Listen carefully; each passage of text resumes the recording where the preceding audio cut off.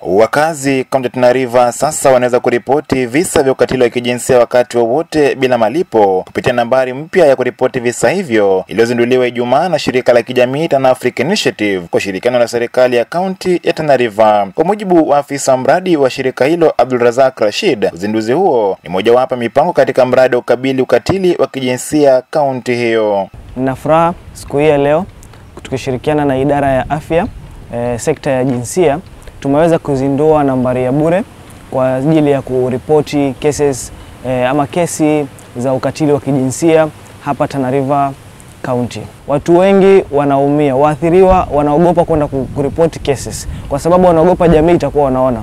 Kwa hivyo namba hii ambayo tumeizindua siku hii leo itakuja kumsaidia yule mwathiriwa wa ukatili wa kijinsia ili anaweza kuripoti cases kwa siri. Si lazima kuwa mwathiriwa, lakini inaweza kuwa ni jirani, inaweza kuwa ni mama, ama inaweza kuwa ni msamaria mwema, umeona ukatili wa kijinsia, ama ushuhudia ukitokezea, basi usisite, usikimie, piga nambari hii. Hii ni katika moja ya vile vitengo ambavyo tumefadhiliwa na UNDP, European Union kupitia UNDP na mkeni wa Kenya, ambao pia vile ni katika kitengo kimoja cha sera yetu ambayo tunaendeleza kuitengeneza ya dhulma ya kijinsia ya Tana River County. Mratibu wa kitengo cha ukabili dhulma za kijinsia katika idara ya afya Tana River Hawa Abdul Gafur anasema kaunti hiyo imegubikwa na visa vingi vya dhulma za kijinsia, huku akisihi wakazi kutumia nambari hiyo ya bure kuripoti visa hivyo mara moja. Hayo yanajiri huku idara ya jinsia ya kaunti kupitia afisa mkuu wake Abdul Kadir Sirad ikisema mikakati inaendelezwa ili kuwepo na kituo maalum cha kusitiri manusura wa ukatili wa kijinsia.